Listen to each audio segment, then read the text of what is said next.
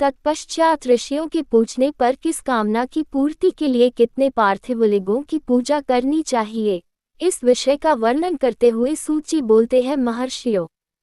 पार्थिव लिंगों की पूजा कोटि कोटि यज्ञों के समान फल देने वाली है। कलियुग में लोगों के लिए शिवलिंग पूजन जैसा श्रेष्ठ दिखाई देता है वैसा दूसरा कोई और साधन नहीं है। ये समस्त शास्त्रों का निश्चित सिद्धांत है। शिवलिंग भोग और मोक्ष प्रदान करने वाला है। लिंग 3 प्रकार के कहे गए हैं, उत्तम, मध्यम और अधम। जो 4 अंगुल ऊंचा और देखने में सुंदर हो तथा वेदी से युक्त हो, उस शिवलिंग को शास्त्रज्ञ महर्षियों ने उत्तम बोला है। उससे आधा मध्यम और उससे आधा अधम जाना गया है। इस तरह 3 प्रकार शिवलिंग कहे गए हैं जो उत्तरोत्तर श्रेष्ठ हैं। ब्राह्मण, क्षत्रिय, वैश्य, शूद्र या विलोम संकर कोई भी क्यों न हो, वो अपने अधिकार के अनुसार वैदिक अथवा तांत्रिक मंत्र से सदा आदर के साथ शिवलिंग की पूजा करे।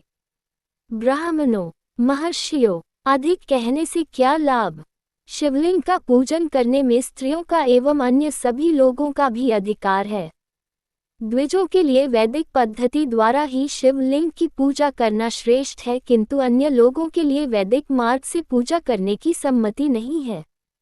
वेदज्ञ द्विजों को वैदिक मार्ग से ही पूजन करना चाहिए, दूसरे मार्ग से नहीं, ये भगवान शिव का कथन है। दधीची और गौतम आदि के शाप से जिनका चित्त दग्ध हो गया है, उन द्विजों की वैदिक कर्म में श्रद्धा नहीं होती। जो मनुष्य वेदों तथा स्मृतियों में कहे हुए सत्कर्मों की अवहेलना करके दूसरे कर्म में लगता है, उसका मनोरथ कभी सफल नहीं होता। इस प्रकार विधिपूर्वक भगवान शंकर का नैवेद्यांत पूजन करके उनकी त्रिभुवनमयी 8 मूर्तियों का भी पूजन करे। पृथ्वी, जल, अग्नि, वायु, आकाश, सूर्य, चंद्रमा तथा यजमान, ये 8 मूर्तियां भगवान शंकर की बोली गई हैं। इन मूर्तियों के समेत शर्व, भव, रुद्र, उग्र, भीम, ईश्वर, महादेव तथा पशुपति, इन नामों की भी अर्चना करे। तदनंतर चंदन, अक्षत एवं बिल्वपत्र लेकर वहां ईशान आदि के कम से भगवान शिव के परिवार का उत्तम भक्तिभाव से पूजन करे। शिव के परिवार 10 है: ईशान, नंदी, चंड, महाकाल, भृंगी, वृष, स्कंद, कपर्दीश्वर, सोम तथा शुक्र, जो क्रमशः ईशान आदि 10 दिशाओं में पूजनीय हैं। तत्पश्चात भगवान शिव के समक्ष वीरभद्र का और पीछे कीर्तिमुख का पूजन करके विधिपूर्वक 11 रुद्रों की पूजा करे। इसके पश्चात पंचाक्षर मंत्र का जप करके शतरुद्रीय स्तोत्र का, नाना प्रकार की स्तुतियों का एवं शिव पंचांग का पाठ करे। तत्पश्चात परिक्रमा और नमस्कार करके शिवलिंग का विसर्जन करे। इस तरह मैंने शिव पूजन की संपूर्ण विधि का वर्णन आदरपूर्वक किया। रात्रि में देव कार्य को सदा उत्तराभिमुख होकर ही करना चाहिए। इसी तरह शिव पूजन भी पवित्र भाव से सदा उत्तराभिमुख होकर ही करना उचित है। जहाँ शिवलिंग की स्थापना हो, उससे पूर्व दिशा का आश्रय लेकर नहीं बैठना या खड़ा होना चाहिए, क्योंकि वह दिशा भगवान शिव के आगे या सामने पड़ती है। इष्ट देव का सामना रोकना ठीक नहीं। शिवलिंग से उत्तर दिशा में भी न बैठे, क्योंकि उधर भगवान शंकर का वामांग है जिसमें शक्ति स्वरूपा देवी उमा विराजमान है। पूजक को शिवलिंग से पश्चिम दिशा में भी नहीं बैठना चाहिए, क्योंकि वह आराध्य देव का पृष्ठभाग है। पीठ की ओर से पूजा करना उचित नहीं है, अतः अवशिष्ट दक्षिण दिशा ही ग्राह्य है, उसी का आश्रय लेना चाहिए। तात्पर्य ये कि शिवलिंग से दक्षिण दिशा में उत्तराभिमुख होकर बैठे और पूजा करे। विद्वान पुरुष को चाहिए कि वह भस्म का त्रिपुंड लगाकर, रुद्राक्ष की माला लेकर तथा बिल्वपत्र का संग्रह करके ही भगवान शंकर की पूजा करे, इनके बिना नहीं। मुनिव्रो, शिव पूजन आरंभ करते समय यदि भस्म न मिले तो मिट्टी से भी ललाट में त्रिपुंड अवश्य कर लेना चाहिए। ऋषि बोलते हैं, मुने, हमने पहले से यह बात सुनी है कि भगवान शिव का नैवेद्य नहीं ग्रहण करना चाहिए। इस विषय में शास्त्र का निर्णय क्या है, इसका वर्णन कीजिए। साथ ही बिल्व का महात्म्य भी प्रकट कीजिए। सूत जी ने कहा, मुनियों, आप शिव संबंधी व्रत का पालन करने वाले हैं, अतः आप सभी को शतश धन्यवाद है। मैं प्रसन्नतापूर्वक सब कुछ बताता हूँ, आप सावधान होकर श्रवण करें। जो भगवान शिव का भक्त है बाहर भीतर से पवित्र और शुद्ध है, उत्तम व्रत का पालन करने वाला तथा दृढ़ निश्चय से युक्त है, वह शिव नैवेद्य का अवश्य भक्षण करे। भगवान शिव का नैवेद्य अग्राह्य है, इस भावना को मन से निकाल दे। शिव के नैवेद्य को देख लेने मात्र से भी सारे पाप दूर भाग जाते हैं, उसको खा लेने पर तो करोड़ों पुण्य अपने भीतर आ जाते हैं। आए हुए शिव नैवेद्य को सिर झुकाकर प्रसन्नता के साथ ग्रहण करे और प्रयत्न करके शिव स्मरण पूर्वक उसका भक्षण करे। आए हुए शिव नैवेद्य को जो ये कहकर कि मैं इसे दूसरे समय में ग्रहण करूंगा, लेने में विलंब कर देता है, वह मनुष्य निश्चय ही पाप से बच जाता है। कहा जाता है, जिसने शिव की दीक्षा ली हो, उस शिव भक्त के लिए ये शिव नैवेद्य अवश्य भक्षणीय है। शिव की दीक्षा से युक्त शिव भक्त पुरुष के लिए सभी शिवलिंगों का नैवेद्य शुभ एवं महाप्रसाद है, अतः वह उसका अवश्य भक्षण करे। परंतु जो अन्य देवताओं की दीक्षा से युक्त हैं और शिव भक्ति में भी मन को लगाए हुए हैं, उनके लिए शिव नैवेद्य भक्षण के विषय में क्या निर्णय है, इसे आप लोग प्रेम पूर्वक सुने। ब्राह्मणों, जहाँ से शालग्राम शिला की उत्पत्ति होती है, वहाँ के उत्पन्न लिंग में ऋषलिंग, पार्दलिंग में पाषाण, रजत तथा स्वर्ण से निर्मित लिंग में, देवताओं तथा सिद्धों द्वारा प्रतिष्ठित लिंग में, केसर निर्मित लिंग में, स्फटिक लिंग में, रत्न निर्मित लिंग में तथा समस्त ज्योतिर्लिंगों में विराजमान भगवान शिव के नैवेद्य का भक्षण चांद्रायन व्रत के समान पुण्यजनक है। ब्रह्महत्या करने वाला पुरुष भी यदि पवित्र होकर शिव निर्माल्य का भक्षण करके उसे सिर पर धारण करे तो उसका सारा पाप शीघ्र ही नष्ट हो जाता है। पर जहाँ चंड का अधिकार है, वहाँ जो शिव निर्माल्य हो, उसे साधारण मनुष्यों को नहीं खाना चाहिए। जहाँ चंड का अधिकार नहीं है, वहाँ के शिव निर्माल्य का सभी को भक्तिपूर्वक भोजन ग्रहण करना चाहिए। बाणलिंग, नर्मदेश्वर, लोह निर्मित स्वर्णादि धातुमय लिंग, सिद्धलिंग, जिन लिंगों की उपासना से किसी ने सिद्धि प्राप्त की है अथवा जो सिद्धों द्वारा स्थापित हैं, वे लिंग स्वयंभूलिंग, इन सब लिंगों में तथा शिव की प्रतिमाओं मूर्तियों में चंड का अधिकार नहीं है। जो मनुष्य शिवलिंग को विधिपूर्वक स्नान कराकर उस स्नान के जल का 3 बार आचमन करता है, उसके कायिक, वाचिक और मानसिक तीनों प्रकार के पाप यहाँ शीघ्र नष्ट हो जाते हैं। जो शिव नैवेद्य, पत्र, पुष्प, फल और जल ग्राह्य है, वह सब भी शालग्राम शिला के स्पर्श से पवित्र ग्रहण के योग्य हो जाता है। मुनीश्वरों, शिवलिंग के ऊपर चढ़ा हुआ जो द्रव्य है वह अग्राह्य है। जो वस्तु लिंग स्पर्श से रहित है, अर्थात जिस वस्तु को अलग रखकर शिवजी को निवेदित किया जाता है, लिंग के ऊपर चढ़ाया नहीं जाता, उसे अत्यंत पवित्र जानना चाहिए। मुनिवरों, इस प्रकार नैवेद्य के विषय में शास्त्र का निर्णय बताया गया। अब तुम लोग सावधान हो, आदरपूर्वक बिल्व का महात्म्य सुनो। ये बिल्व वृक्ष महादेव का ही रूप है। देवताओं ने भी इसकी स्तुति की है। फिर जिस किसी तरह से इसकी महिमा कैसे जानी जा सकती है। तीनों लोकों में जितने पुण्य तीर्थ प्रसिद्ध हैं, वे संपूर्ण तीर्थ बिल्व के मूल भाग में निवास करते हैं। जो पुण्यात्मा मनुष्य बिल्व के मूल में लिंग स्वरूप अविनाशी महादेव जी का पूजन करता है, वह निश्चय ही शिवपद की प्राप्ति करता है। जो बिल्व की जड़ के पास जल से अपने मस्तक को सींचता है, वह संपूर्ण तीर्थों में स्नान का फल पा लेता है और वही इस भूतल पर पावन माना जाता है। इस बिल्व की जड़ के परम उत्तम थाले को जल से भरा हुआ देखकर महादेव जी पूर्णतया संतुष्ट होते हैं। जो मनुष्य गंध, पुष्प आदि से बिल्व के मूल भाग का पूजन करता है, वह शिवलोक को पाता है और इस लोक में भी उसकी सुख संतति बढ़ती है। जो बिल्व की जड़ के समीप आदरपूर्वक दीपावली जलाकर रखता है, वह तत्वज्ञान से संपन्न हो भगवान महेश्वर में मिल जाता है। जो बिल्व की शाखा थामकर हाथ से उसके नए नए पल्लव उतारता और उनसे उस बिल्व की पूजा करता है, वह सब पापों से मुक्त हो जाता है। जो बिल्व की जड़ के समीप भगवान शिव में अनुराग रखने वाले एक भक्त को भी भक्तिपूर्वक भोजन कराता है, उसे कोटि गुना पुण्य की प्राप्ति होती है। जो बिल्व की जड़ के पास शिव भक्त को खीर और घृत से युक्त अन्न देता है, वह कभी दरिद्र नहीं होता। ब्राह्मणों, इस प्रकार मैंने सांगोपांग शिवलिंग पूजन का वर्णन किया। ये प्रवृत्ति मार्गी तथा निवृत्ति मार्गी पूजकों के भेद से दो प्रकार का होता है। प्रवृत्ति मार्गी लोगों के लिए पीठ पूजा इस भूतल पर संपूर्ण अभीष्ट वस्तुओं को देने वाली होती है। प्रवृत्त पुरुष सुपात्र गुरु आदि के द्वारा ही सारी पूजा संपन्न करे और अभिषेक के अंत में अगहनी के चावल से बना हुआ नैवेद्य निवेदन करे। पूजा के अंत में शिवलिंग को शुद्ध संपुट में विराजमान करके घर के भीतर कहीं अलग रख दे। निवृत्ति मार्गी उपासकों के लिए हाथ पर ही शिव पूजन का विधान है। उन्हें भिक्षा आदि से प्राप्त हुए अपने भोजन को ही नैवेद्य रूप में निवेदित कर देना चाहिए। निवृत्त पुरुषों के लिए सूक्ष्म लिंग ही श्रेष्ठ बताया जाता है।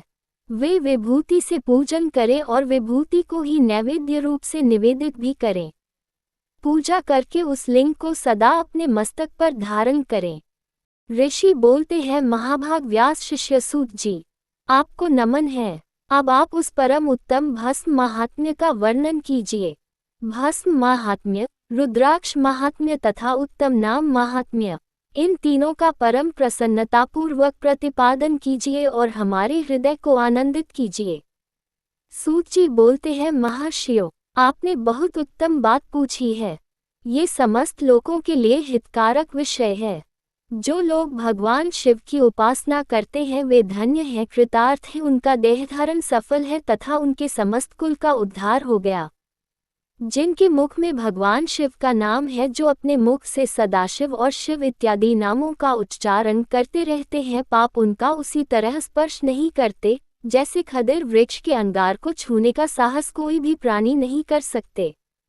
हे श्री शिव, आपको नमस्कार है। श्री शिवाय नमस्तुभ्यम। ऐसी बात जब मुंह से निकलती है तब वह मुख समस्त पापों का विनाशक पावन तीर्थ बन जाता है। जो मनुष्य प्रसन्नता के साथ उस मुख का दर्शन करता है उसे निश्चय ही तीर्थ सेवन जनित फल की प्राप्ति होती है। ब्राह्मणों, शिव का नाम, विभूति, भस्म तथा रुद्राक्ष ये तीनों त्रिवेणी के समान परम पुण्य में माने गए हैं। जहाँ ये तीनों शुभतर वस्तुएं सर्वदा रहती हैं, उसके दर्शन मात्र से मनुष्य त्रिवेणी स्नान का फल प्राप्त कर लेता है। भगवान शिव का नाम गंगा है, विभूति यमुना मानी गई है तथा रुद्राक्ष को सरस्वती बोला गया है। इन तीनों की संयुक्त त्रिवेणी समस्त पापों का नाश करने वाली है। श्रेष्ठ ब्राह्मणों, इन तीनों की महिमा को सद्विलक्षण भगवान महेश्वर के अलावा अन्य कौन भली भांति जानता है। इस ब्रह्मांड में जो कुछ है वह सब कुछ तो केवल महेश्वर ही जानते हैं।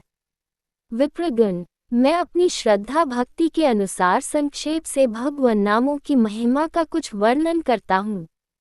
तुम सभी लोग प्रेम के साथ सुनो। ये नाम महात्म्य समस्त पापों को हर लेने वाला सर्वोत्तम साधन है। शिव इस नामरूपी दावानल से महान पातकरूपी पर्वत अनायास ही भस्म हो जाता है, ये सत्य है, इसमें संशय नहीं है। शौनिक, पापमूलक जो नाना प्रकार के दुख हैं वे एकमात्र शिव नाम भगवान नाम से ही नष्ट होने वाले हैं। दूसरे साधनों से संपूर्ण यत्न करने पर भी पूर्णतया नष्ट नहीं होते हैं। जो मनुष्य भूतल पर सदा भगवान शिव के नामों के जप में ही लगा हुआ है वह वेदों का ज्ञाता है, वह पुण्यात्मा है, वह धन्यवाद का पात्र तथा वह विद्वान माना गया है।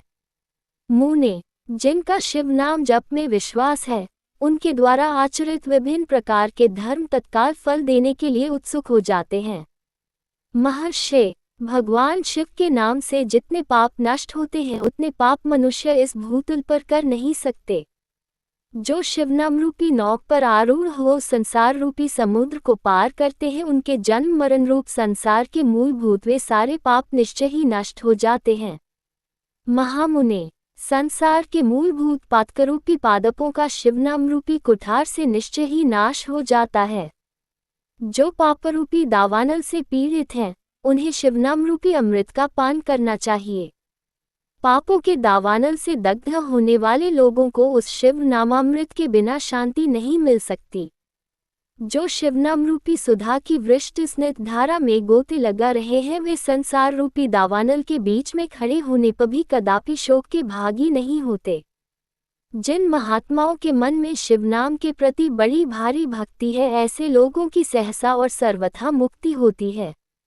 मुनीश्वर, जिसने अनेक जन्मों तक तपस्या की है, उसी की शिव नाम के प्रति भक्ति होती है, जो समस्त पापों का नाश करने वाली है।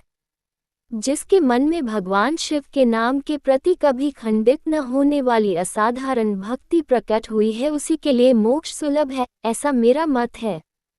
जो अनेक पाप करके भी भगवान शिव के नाम जप में आदरपूर्वक लग गया है, वह समस्त पापों से मुक्त हो ही जाता है, इसमें कोई संशय नहीं है। जैसे वन में दावानल से दग्ध हुए वृक्ष भस्म हो जाते हैं, उसी तरह शिवनाम रूपी दावानल से दग्ध होकर उस समय तक के सारे पाप भस्म हो जाते हैं। शौनक, जिसके अंग नित्य भस्म लगाने से पवित्र हो गए हैं एवं जो शिव नाम जप का आदर करने लगा है, वह घोर संसार सागर को भी पार कर ही लेता है। संपूर्ण वेदों का अवलोकन करके पूर्ववर्ती महर्षियों ने यही निश्चित किया है कि भगवान शिव के नाम का जप संसार सागर को पार करने के लिए सर्वोत्तम उपाय है। मुनिवरों, अधिक कहने से क्या लाभ, मैं शिव नाम के सर्व पापापहारी महात्म्य का एक ही श्लोक में वर्णन करता हूँ। पापाना हन्ने शंभोर नामनी शक्तिर्हि यावती शक्नोति पातकाम तावत कर्तुं नर किंचित्। भगवान शंकर के एक नाम में भी पापहरण की जितनी शक्ति है, उतना पातक मनुष्य कभी कर ही नहीं सकता। मुने, पूर्व काल में महापापी राजा इंद्रद्युम्न ने शिवनाम के प्रभाव से ही उत्तम सद्गति प्राप्त की थी। इसी तरह कोई ब्राह्मणी युवती भी जो बहुत पाप कर चुकी थी, शिव नाम के प्रभाव से ही उत्तम गति को प्राप्त हुई। द्विजवरों, इस प्रकार मैंने तुमसे भगवान नाम के उत्तम महात्म्य का वर्णन किया है। अब तुम भस्म का महात्म्य सुनो, जो समस्त पावन वस्तुओं को भी पावन करने वाला है। महर्षियों, भस्म संपूर्ण मंगलों को प्रदान करने वाला तथा उत्तम है। उसके दो भेद बताए गए हैं, मैं उन भेदों का वर्णन करता हूँ, सावधान पूर्वक सुनो। एक को महाभस्म जानना चाहिए और दूसरे को स्वल्प भस्म। महाभस्म के भी अनेक भेद हैं। वह 3 प्रकार का कहा गया है, श्रौत, स्मार्त और लौकिक। स्वल्प भस्म के भी बहुत से भेदों का वर्णन किया गया है। श्रौत और स्मार्त भस्म को केवल द्विजों के ही उपयोग में आने के योग्य कहा गया है। तीसरा जो लौकिक भस्म है, वह अन्य सब लोगों के भी उपयोगी हो सकता है। श्रेष्ठ महर्षियों ने ये बताया है कि द्विजों को वैदिक मंत्र के उच्चारण पूर्वक भस्म धारण करना चाहिए। दूसरे लोगों के लिए बिना मंत्र के ही केवल धारण करने का विधान है। जले हुए गोबर से प्रकट होने वाला भस्म आग्नेय कहलाता है। महामुने, वह भी त्रिपुंड का द्रव्य है, ऐसा कहा गया है। अग्निहोत्र से उत्पन्न हुए भस्म का भी मनीषी पुरुषों को संग्रह करना चाहिए। अन्य यज्ञ से प्रकट हुआ भस्म भी त्रिपुंड धारण के काम में आ सकता है। जाबालोपनिषद में आए हुए अग्नि इत्यादि 7 मंत्रों द्वारा जल मिश्रित भस्म से धूलन विभिन्न अंगों में मर्दन या लेपन करना चाहिए। महर्षि जाबाली ने सभी वर्णों और आश्रमों के लिए मंत्र से या बिना मंत्र के भी आदरपूर्वक भस्म से त्रिपुंड लगाने की आवश्यकता बताई है। समस्त अंगों में सजल भस्म को मलना अथवा विभिन्न अंगों में तिरछा त्रिपुंड लगाना, इन कार्यों को मोक्षार्थी पुरुष प्रमाद से भी न छोड़े, ऐसा श्रुति का आदेश है। भगवान शिव और विष्णु ने भी तिर्यक त्रिपुंड धारण किया है। अन्य देवियों सहित भगवती उमा एवं लक्ष्मी देवी ने भी वाणी द्वारा इसकी सराहना की है। ब्राह्मणों, क्षत्रियों, वैश्यों, शूद्रों, वर्णसंकरों एवं जातिभ्रष्ट पुरुषों ने भी उद्धूलन तथा त्रिपुंड के रूप में भस्म धारण किया है। इसके पश्चात भस्म धारण तथा त्रिपुंड की महिमा एवं विधि बताकर सूची ने फिर बोला, महर्षियों, इस तरह मैंने संक्षेप से त्रिपुंड का महात्म्य बताया है। ये समस्त प्राणियों के लिए गोपनीय रहस्य है, अतः तुम्हें भी इसे गुप्त ही रखना चाहिए। मुनिवरों, ललाट आदि सभी निर्दिष्ट स्थानों में जो भस्म से 3 तिरछी रेखाएं बनाई जाती हैं, उन्हीं को विद्वानों ने त्रिपुंड कहा है। भौहों के मध्य भाग से लेकर जहाँ तक भौहों का अंत है, उतना बड़ा त्रिपुंड ललाट में धारण करना चाहिए। मध्यमा और अनामिका अंगुली से 2 रेखाएं करके बीच में अंगुष्ठ द्वारा प्रतिलोम भाव से की गई रेखा त्रिपुंड कहलाती है, अथवा बीच की 3 अंगुलियों से भस्म लेकर यत्नपूर्वक भक्तिभाव से ललाट में त्रिपुंड धारण करे। त्रिपुंड अत्यंत उत्तम तथा भोग और मोक्ष को देने वाला है। त्रिपुंड की तीनों रेखाओं में से प्रत्येक के 9 देवता हैं जो सभी अंगों में स्थित हैं। मैं उनका परिचय देता हूँ, सावधान होकर श्रवण करो। मुनिव्रो, प्रणव का प्रथम अक्षर अकार गार्हपत्य अग्नि, पृथ्वी, धर्म, रजोगुण, ऋग्वेद, क्रियाशक्ति, प्रातःसवन तथा महादेव, ये त्रिपुंड की प्रथम रेखा के 9 देवता हैं।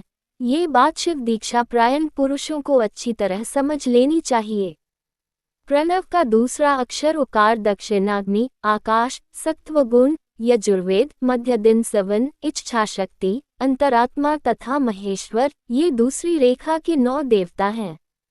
प्रणव का तीसरा अक्षर मकार, आहवनीय अग्नि, परमात्मा, तमोगुण, द्योलोक, ज्ञान शक्ति, सामवेद, तृतीय स्वन तथा शिव, ये तीसरी रेखा के 9 देवता हैं। इस प्रकार स्थान देवताओं को उत्तम भक्तिभाव से नित्य नमस्कार करके स्नान आदि से शुद्ध हुआ पुरुष यदि त्रिपुंड धारण करे तो भोग और मोक्ष की भी प्राप्ति कर लेता है। मुनीश्वर, ये संपूर्ण अंगों में स्थान देवता बताए गए हैं। अब उनके संबंधी स्थान बताता हूँ, भक्तिपूर्वक सुनो। 32, 16, 8 अथवा 5 स्थानों में त्रिपुंड का न्यास करे। मस्तक, ललाट, दोनों कान, दोनों नेत्र, दोनों नासिका, मुख, कंठ, दोनों हाथों, दोनों कोहनी, दोनों कलाई, हृदय, दोनों पार्श्वभाग, नाभि, दोनों अंडकोश, दोनों उरु, दोनों गुल्फ, दोनों घुटने, दोनों पिंडली एवं दोनों पैर, ये 32 उत्तम स्थान हैं। इनमें क्रमशः अग्नि, जल, पृथ्वी, वायु, 10 दिप्रदेश, 10 दिपाल तथा 8 वसुओं का निवास है। धर, ध्रुव, सोम, आप, अनिल, अनिल, प्रत्युष और प्रभास, ये 8 वसु कहे गए हैं। इन सब का नामात्र लेकर इनके स्थानों में विद्वान पुरुष त्रिपुंड धारण करे, अथवा एकाग्रचित हो 16 स्थान में ही त्रिपुंड धारण करे। मस्तक, ललाट, कंठ, दोनों कंधों, दोनों भुजाओं, दोनों कोहनियों तथा दोनों कलाइयों में, हृदय में, नाभि में, दोनों पसलियों में तथा पृष्ठभाग में त्रिपुंड लगाकर वहां दोनों अश्विनी कुमारों का शिव, शक्ति, रुद्र, ईश तथा नारद का और वामा आदि 9 शक्तियों का पूजन करे। ये सब मिलकर 16 देवता हैं। अश्विनी कुमार 2 कहे गए हैं, नासत्य और दस्र अथवा मस्तक, केश, दोनों कान, मुख, दोनों भुजा, हृदय, नाभि, दोनों उरु, दोनों जानु, दोनों पैर और पृष्ठभाग, इन 16 स्थानों में 16 त्रिपुंड का न्यास करे। मस्तक में शिव, केश में चंद्रमा, दोनों कानों में रुद्र और ब्रह्मा, मुख में विघ्नराज गणेश, दोनों भुजाओं में विष्णु और लक्ष्मी, हृदय में शंभु, नाभि में प्रजापति, दोनों उरुओं में नाग एवं नागकन्याएं, दोनों घुटनों में ऋषि कन्याएं, दोनों पैरों में समुद्र तथा विशाल पृष्ठभाग में संपूर्ण तीर्थ देवता रूप से विराजमान हैं। इस तरह 16 स्थानों का परिचय दिया गया। अब 8 स्थान बताए जाते हैं। गुह्य स्थान, ललाट, परम उत्तम कर्णयुगल, दोनों कंधे, हृदय और नाभि, ये 8 स्थान हैं। इनमें ब्रह्मा तथा सप्तर्षि, ये 8 देवता बताए गए हैं। मुनीश्वरों, भस्म के स्थान को जानने वाले विद्वानों ने इस तरह 8 स्थानों का परिचय दिया है, अथवा मस्तक, दोनों भुजाएं, हृदय एवं नाभि, इन 5 स्थानों को भस्मवेता पुरुषों ने भस्म धारण के योग्य बोला गया है। यथासंभव देश, काल आदि की अपेक्षा रखते हुए उद्धूलन, भस्म को अभिमंत्रित करना एवं जल में मिलाना आदि कार्य करे। यदि उद्धूलन में भी असमर्थ हो तो त्रिपुंड आदि लगाए। त्रिनेत्रधारी, तीनों गुणों के आधार तथा तीनों देवताओं के जनक भगवान शिव का स्मरण के साथ नम शिवाय कहकर ललाट में त्रिपुंड लगाए।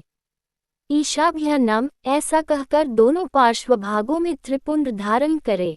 बीजाभ्य नमः ये बोलकर दोनों कलाइयों में भस्म लगावे। पितृभ्य नमः कहकर नीचे के अंग में, उमेशाभ्य नमः कहकर ऊपर के अंग में तथा भीमाय नमः कहकर पीठ में और सिर के पिछले भाग में त्रिपुंड लगाना चाहिए। सूची बोलते हैं महाप्राज्ञ, महामते, शिवरूप शौनक, अब मैं संक्षेप में रुद्राक्ष का महात्म्य बता रहा हूँ, सुनो। रुद्राक्ष शिव को बहुत ही प्रिय है। इसे परम पावन समझना चाहिए। रुद्राक्ष के दर्शन, स्पर्श तथा उस पर जप करने से वह समस्त पापों का अपहरण करने वाला माना गया है। पूर्व काल में परमात्मा शिव ने सभी लोगों का उपकार करने के हेतु देवी पार्वती के सामने रुद्राक्ष की महिमा का उल्लेख किया था। भगवान शिव बोले, महेश्वरी शिवे, मैं तुम्हारे प्रेम वश भक्तों के हित की कामना से रुद्राक्ष की महिमा का वर्णन करता हूँ, तुम सुनो। महेशानी, पूर्व काल की बात है, मैं मन को संयम में रखकर हजारों दिव्य वर्षों तक घोर तपस्या में लगा रहा। एक दिन सहसा मेरा मन क्षुब्ध हो उठा। परमेश्वरी, मैं संपूर्ण लोकों का उपकार करने वाला स्वतंत्र परमेश्वर हूँ, इसलिए उस समय मैंने लीलावश ही अपने दोनों नेत्र खोले। खोलते ही मेरे मनोहर नेत्रपुटों से कुछ जल की बूंदें गिरी। आंसू की उन बूंदों से वहां रुद्राक्ष नामक वृक्ष पैदा हो गया। भक्तों पर अनुग्रह करने के लिए वे अश्रुबिंदु स्थावर भाव को प्राप्त हो गए। वे रुद्राक्ष मैंने विष्णु भक्त को तथा चारों वर्णों के लोगों को बांट दिए। भूतल पर अपने प्रिय रुद्राक्षों को मैंने गौड़ देश में उत्पन्न किया। मथुरा, अयोध्या, लंका, मलयाचल, सह्यागिरी, काशी तथा अन्य देशों में भी उनके अंकुर उगाए। वे उत्तम रुद्राक्ष असह्य पाप समूहों का भेदन करने वाले एवं श्रुतियों की भी प्रेरणा देने वाले हैं। मेरी आज्ञा से वे ब्राह्मण, क्षत्रिय, वैश्य और शूद्र जाति के भेद से इस भूतल पर प्रकट हुए। रुद्राक्षों की ही जाति के शुभाक्ष भी हैं। उन ब्राह्मणादि जाति वाले रुद्राक्षों के वर्ण श्वेत, रक्त, पीत एवं कृष्ण जानने चाहिए। मनुष्यों को चाहिए कि वे क्रमशः वर्ण के अनुसार अपनी जाति का ही रुद्राक्ष धारण करें। भोग और मोक्ष की इच्छा रखने वाले चारों वर्णों के लोगों और विशेषत शिव भक्तों को शिव पार्वती को प्रसन्न करने हेतु रुद्राक्ष के फलों को अवश्य धारण करना चाहिए। आंवले के फल के बराबर जो रुद्राक्ष हो वह श्रेष्ठ बताया गया है। जो बेर के फल के बराबर हो उसे मध्यम श्रेणी का कहा गया है, और जो चने के बराबर रुद्राक्ष की गणना निम्न कोटि में की गई है। अब इसकी उत्तमता को परखने की ये दूसरी उत्तम प्रक्रिया बताई जाती है। इसे बताने का उद्देश्य है भक्तों की हितकामना। पार्वती, तुम भली भांति प्रेमपूर्वक इस विषय का श्रवण करो। महेश्वरी, जो रुद्राक्ष बेर के फल के बराबर होता है वह उतना छोटा होने पर भी लोक में उत्तम फलदायक तथा सुख सौभाग्य की वृद्धि करने वाला होता है। जो रुद्राक्ष आंवले के फल के बराबर होता है वह समस्त अरिष्टों का विनाश करने वाला होता है, तथा जो गुंजाफल के समान बहुत छोटा होता है वह संपूर्ण मनोरथों और फलों की सिद्धि करने वाला है। रुद्राक्ष जैसे जैसे छोटा होता है वैसे ही वैसे अधिक फल देने वाला होता है। एक एक बड़े रुद्राक्ष से एक एक छोटे रुद्राक्ष को विद्वानों ने 10 गुना अधिक फल देने वाला बोला गया है। पापों का नाश हेतु रुद्राक्ष धारण आवश्यक बताया गया है। वह निश्चय ही संपूर्ण अभीष्ट मनोरथों का साधक है, अतः अवश्य ही उसे धारण करना चाहिए। परमेश्वरी, लोक में मंगलमय रुद्राक्ष जैसा फल देने वाला देखा जाता है वैसी फलदायिनी दूसरी कोई माला नहीं दिखाई देती। देवी, समान आकार प्रकार वाले, चिकने, मजबूत, स्थूल, कंठयुक्त उभरे हुए छोटे छोटे दानों वाले और सुंदर रुद्राक्ष अभिलषित पदार्थों के दाता तथा सदैव भोग और मोक्ष देने वाले हैं। जिसे कीड़ों ने दूषित कर दिया हो, जो टूटा फूटा हो, जिसमें उभरे हुए दाने न हो, जो व्रणयुक्त हो तथा जो पूरा पूरा गोल न हो, इन 5 प्रकार के रुद्राक्षों को त्याग देना चाहिए।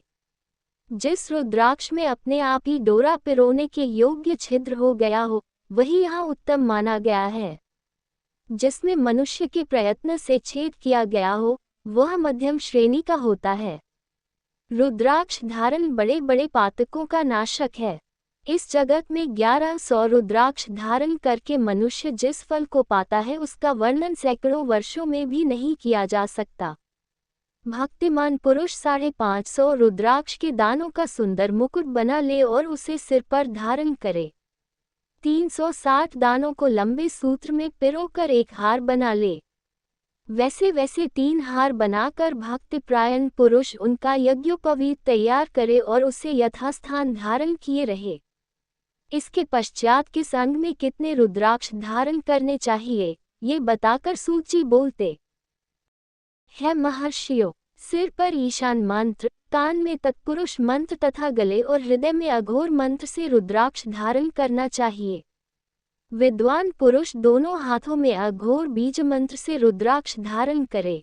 उदर पर वामदेव मंत्र से 15 रुद्राक्षों द्वारा गुंथी हुई माला धारण करे अथवा अंगों सहित प्रणव का 5 बार जप करके रुद्राक्ष की 3, 5 या 7 मालाएं धारण करे अथवा मूल मंत्र नमः शिवाय से ही समस्त रुद्राक्षों को धारण करे। रुद्राक्षधारी पुरुष अपने खान पान में मदिरा, मांस, लहसुन, प्याज, सहजन, लिसुड़ा आदि का त्याग कर दे। गिरिराज नंदिनी में श्वेत रुद्राक्ष केवल ब्राह्मणों को ही धारण करना चाहिए। गहरे लाल रंग का रुद्राक्ष क्षत्रियों के लिए हितकर बताया गया है। वैश्यों के लिए प्रतिदिन लगातार पीले रुद्राक्ष को धारण करना आवश्यक है और शूद्रों को काले रंग का रुद्राक्ष धारण करना आवश्यक है। ये वेदोक्त मार्ग है। ब्रह्मचारी, वानप्रस्थ, गृहस्थ और सन्यासी सबको नियमपूर्वक रुद्राक्ष धारण करना उचित है। इसे धारण करने का सौभाग्य बड़े पुण्य से प्राप्त होता है। उमें पहले आंवले के बराबर और फिर उससे भी छोटे रुद्राक्ष धारण करे। जो रोगी हों, जिनमें दाने न हों, जिन्हें कीड़ों ने खा लिया हो, जिनमें पिरोने योग्य छेद न हो, ऐसे रुद्राक्ष मंगलाकांक्षी पुरुषों को नहीं धारण करने चाहिए। रुद्राक्ष मेरा मंगलमय लिंग विग्रह है। वह अंततोगतवाचने के बराबर लघुतर होता है। सूक्ष्म रुद्राक्ष को ही सदा प्रशस्त माना गया है। सभी आश्रमों, समस्त वर्णों, स्त्रियों और शूद्रों को भी भगवान शिव की आज्ञा के अनुसार सदैव रुद्राक्ष धारण करना चाहिए। यतियों के लिए प्रणव के उच्चारण पूर्वक रुद्राक्ष धारण का विधान है। जिसके ललाट में त्रिपुंड लगा हो और सभी अंग रुद्राक्ष से विभूषित हों तथा जो मृत्युंजय मंत्र का जप कर रहा हो, उसका दर्शन करने से साक्षात रुद्र के दर्शन के फल की प्राप्ति होती है। पार्वती, रुद्राक्ष अनेक प्रकार के बताए गए हैं। मैं उनके भेदों का वर्णन करता हूँ। वे भेद भोग एवं मोक्षरूप फलदायक हैं। तुम उत्तम भक्तिभाव से उनका परिचय सुनो। एक मुख वाला रुद्राक्ष साक्षात शिव का स्वरूप है। वह भोग और मोक्ष रूपी फल प्रदान करता है।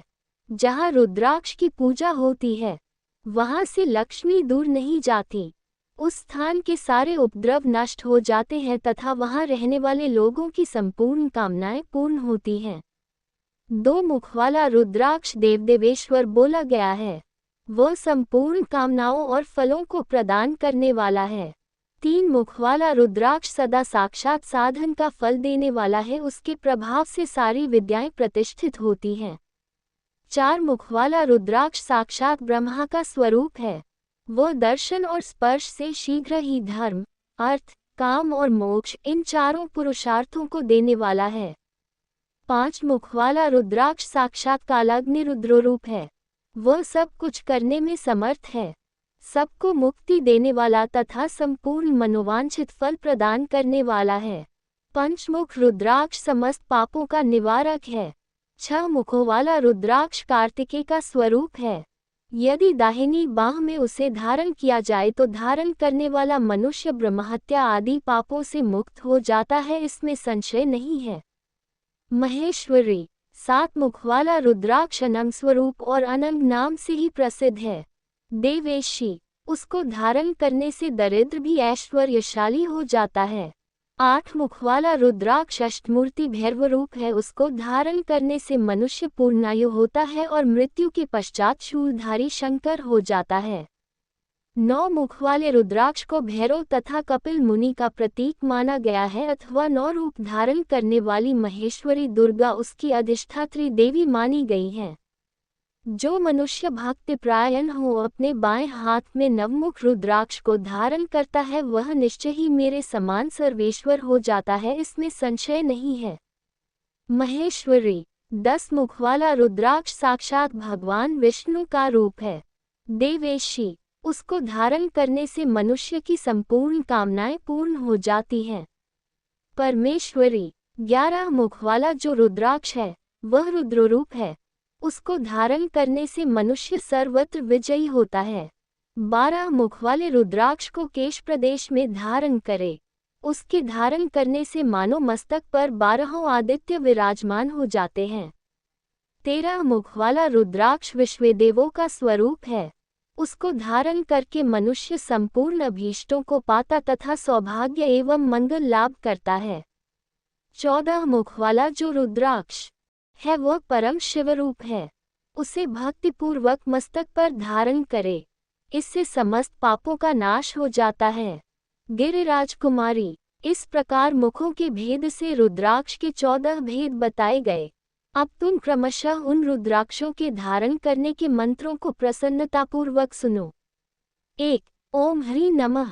2. ओम नमः। 3. ओम क्लीं नमः। 4. ओम ह्रीं नमः। 5. ओम ह्रीं नमः। 6. ओम ह्रीं हूं नमः। 7. ओम हूं नमः। 8. ओम हूं नमः। 9. ओम ह्रीं हूं नमः। 10. ओम ह्रीं नमः। 11. ओम ह्रीं हूं नमः। 12. ओम क्रों क्षौ रौ नमः। 13. ओम ह्रीं नमः। 14. ओम नमः। इन 14 मंत्रों द्वारा क्रमशः 1 से लेकर 14 मुख वाले रुद्राक्ष को धारण करने का विधान है। साधक निद्रा और आलस्य का त्याग करके श्रद्धा भक्ति से संपन्न हो संपूर्ण मनोरथों की सिद्धि के लिए उक्त मंत्रों द्वारा उन रुद्राक्षों को धारण करे। रुद्राक्ष की माला धारण करने वाले पुरुष को देखकर भूत, प्रेत, पिशाच, डाकिनी, शाकिनी तथा जो अन्य द्रोहकारी राक्षस आदि हैं वे सभी दूर भाग जाते हैं। जो कृत्रिम अभिचार आदि प्रयुक्त होते हैं वे सब रुद्राक्षधारी को देखकर सशंक हो दूर खिसक जाते हैं। पार्वती, रुद्राक्ष मालाधारी पुरुष को देखकर मैं शिव, भगवान विष्णु, देवी दुर्गा, गणेश, सूर्य तथा अन्य देवता भी प्रसन्न हो जाते हैं। महेश्वरी, इस प्रकार रुद्राक्ष की महिमा को जानकर धर्म की वृद्धि के लिए भक्तिपूर्वक पूर्वोक्त मंत्रों द्वारा विधिवत उसे धारण करना चाहिए। मुनीश्वर, भगवान शिव ने देवी पार्वती के सामने जो कुछ कहा था वह सब तुम्हारे प्रश्न के अनुसार मैंने कह सुनाया। मुनीश्वरों, मैंने तुम्हारे समक्ष इस विद्येश्वर संहिता का वर्णन किया है। ये संहिता संपूर्ण सिद्धियों को देने वाली तथा भगवान शिव की आज्ञा से नित्य मोक्ष प्रदान करने वाली है। विद्येश्वर संहिता संपूर्ण।